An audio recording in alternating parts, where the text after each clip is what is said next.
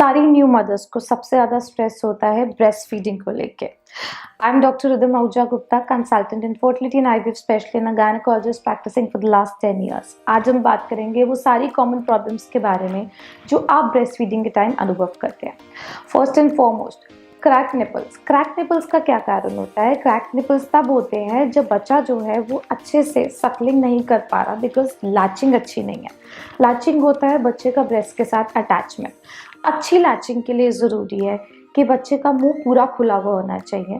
बच्चा सिर्फ निपल पे सकल ना करके निपल के आसपास जो एरियोला प्रेजेंट होता है, जो डार्क पिगमेंटेड स्किन होती है, उस पर भी सकल करे ताकि सारा प्रेशर निपल पे ना है।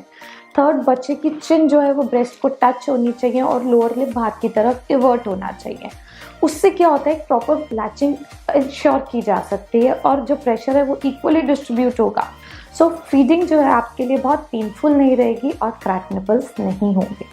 बट अगर फिर भी क्रैक निपल्स हो गए हैं तो ऐसे में आप ऐसा कर सकते हैं कि जो बच्चे को फीड कराने के बाद लास्ट का जो फैट थिकन मिल्क होता है उससे फीड कराने के बाद अप्लाई करें। ब्रेस्ट के लिए निपल क्रीम्स भी होती हैं जो आप अप्लाई कर सकते हैं, जिससे के लिए मॉइस्चराइजेशन इंश्योर होता है। बट हीलिंग में अपना ही टाइम लगता है, सो 2 से 3 दिन का टाइम मुश्किल हो सकता है और उस दौरान आप निपल शील्ड्स का इस्तेमाल भी कर सकते हैं। But try to feed the baby as much as possible with the correct technique. Then secondly, हम कॉमनली देखते हैं कि मदर को लगता है कि ब्रेस्ट मिल्क जो है वो सफिशिएंट नहीं है। दे ऑलवेज फील कि बच्चा जो है वो भूखा रह रहा है और रो रहा है। सबसे पहली बात तो आपको ये देखना पड़ेगा कि इसका कोई पैमाना नहीं है देखने के लिए कि बच्चा अगर जब जब रो रहा है तो वो भूखा ही है। पहली बात तो आप इंश्योर कीजिए कि जब आपने फीड कराया तो एक ब्रेस्ट से कम्प्लीटली फीड कराया, क्योंकि ब्रेस्ट मिल्क का जो शुरू का कंपोनेंट होता है वो बहुत वाटर बेस्ड होता है, पतला होता है, उससे सटाइटी नहीं होती है, बस प्यास शांत होती है बच्चे की। जो बाद का कंपोनेंट होता है वो बहुत फैट रिच होता है, तो उससे बच्चे की जो है अच्छे से पेट भर पाता है। तो अगर आप फीडिंग करा रहे हैं तो पूरी एक ब्रेस्ट से ड्रेन आउट होने दीजिए। फिर भी आपको लगता है बच्चा भूखा है तो सेकेंड ब्रेस्ट से भी इसी तरीके से कंप्लीटली फीड कराएं।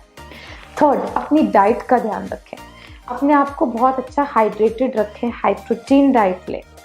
And the last but not least, थोड़ा सा अपने कॉन्फिडेंस को हाई रखें। आसपास लोग जो है उनकी बातों से या अपने मोराल को कम करके ये मत सोचिए, बिकॉज इसका बहुत नेगेटिव इफेक्ट होता है ब्रेस्ट मिल्क आउटपुट पे। सो ब्रेस्ट फीडिंग प्रॉपर तरीके से होते रहे, ब्रेस्ट मिल्क आउटपुट अच्छा रहे, उसके लिए इंश्योर कीजिए कि आप नियमित रूप से ऑन डिमांड बच्चे को अटैच कर रहे हैं, उसी से ब्रेस्ट मिल्क का प्रोडक्शन अच्छा होगा। उसके बाद भी अगर कम लगता है तो अपने गायनेकोलॉजिस्ट से मिलें। कुछ सप्लीमेंट्स होते हैं मार्केट में जो हेल्प करते हैं ब्रेस्ट मिल्क आउटपुट को एनहांस करने में। Engorgement is also very common while breast feeding. इसमें क्या होता है, या तो ब्रेस्ट मिल्क प्रोडक्शन ज़्यादा होता है या बच्चे का जो कंजम्पशन है वो कम साइड पे है ड्यू टू इलनेस और what ever might be the reason, जिसकी वजह से ब्रेस्ट मिल्क जो है वो ब्रेस्ट में इकट्ठा होने लगता है। और आपको कैसे पता चलेगा? ब्रेस्ट बहुत हार्ड हो जाएंगी, उनमें दर्द होगा और हार्ड और टेंडर ब्रेस्ट से बच्चा उस टाइम पे फीड अच्छे से नहीं कर पाता।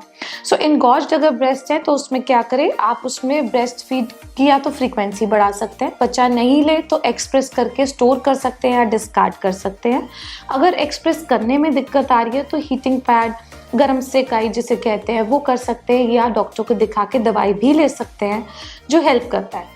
या ब्रेस्ट पंप्स अवेलेबल होते हैं मार्केट में जो आपको पंपिंग में हेल्प कर सकते हैं। ब्रेस्ट लम्प, जब ब्रेस्ट मिल्क इकट्ठा होने लगता है आप ये नोटिस करेंगे कि स्पेशली फीड कराने के बाद अगर आपको कोई गांठ महसूस हो रही है तो इसका मतलब कुछ पार्ट में, स्पेशली डिपेंडेंट एरियाज में ब्रेस्ट मिल्क कलेक्ट होता है।